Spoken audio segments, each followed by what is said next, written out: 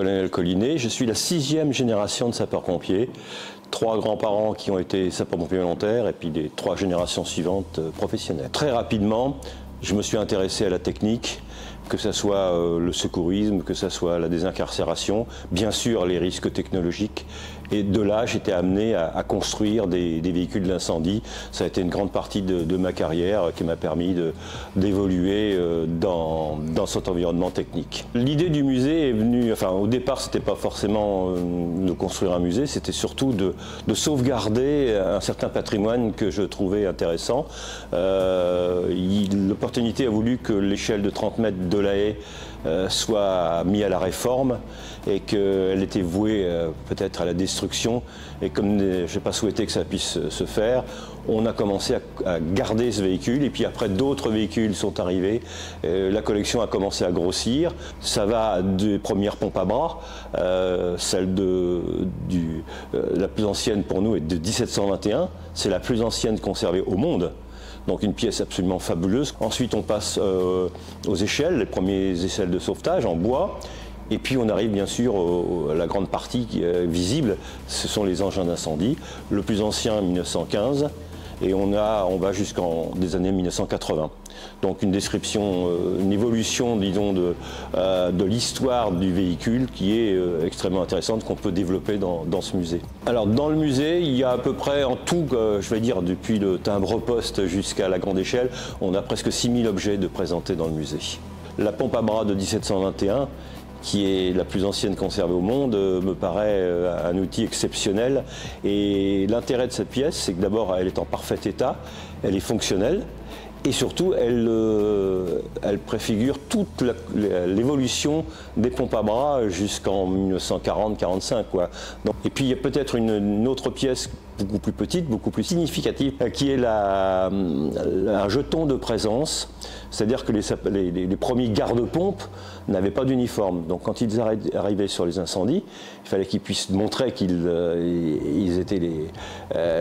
pouvaient utiliser les pompes. Et donc ils montraient ce jeton d'identité qui était de 1728 et qui s'est passé de chef de corps à chef de corps jusqu'en 1945. Donc c'est vraiment l'histoire continue de l'évolution d'une profession depuis les origines jusqu'à aujourd'hui, en gros.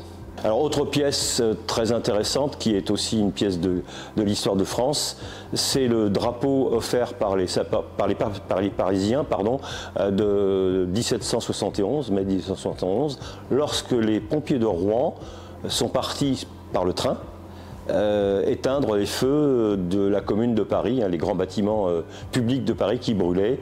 Il y a toute une aventure extraordinaire puisqu'il a fallu qu'ils partent monter sur le train, ensuite arriver en banlieue, passer devant les Allemands, passer devant les communards pour pouvoir rentrer dans Paris et participer pendant plus d'une semaine à l'extinction des grands bâtiments publics. Donc les Parisiens ont offert ce drapeau un petit peu après 1871, ça a été le drapeau des pompiers de Rouen jusqu'en 1945, en gros. La plupart des pièces sont des dons, souvent de communes à l'époque, quand les engins étaient réformés, qu'ils étaient encore un système communal, les communes pouvaient nous les déposer, nous les donner.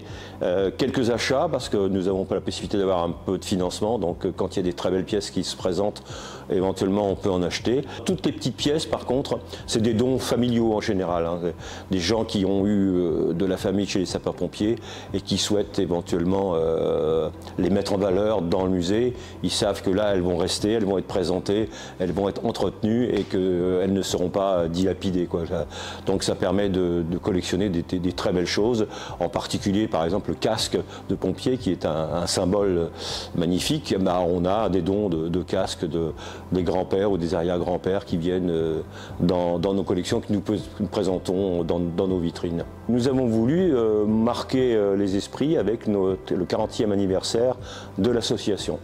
Et pour ça, On voulait mettre en valeur les bénévoles qui travaillent dans nos ateliers, qui ne sont pas dans le musée mais à proximité, donc des gens qui travaillent dans l'ombre et qui préparent tous les objets, engins pour les présenter ensuite dans le musée. Donc on a installé un certain nombre d'objets qui montrent comment on les restaure, à quoi ils servent et quels seront leur devenir, quoi.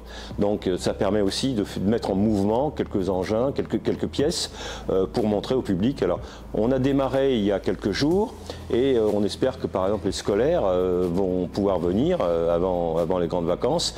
Et puis comme nous sommes ouverts jusqu'à la fin, le musée sera, la collection va être présentée jusqu'à fin août.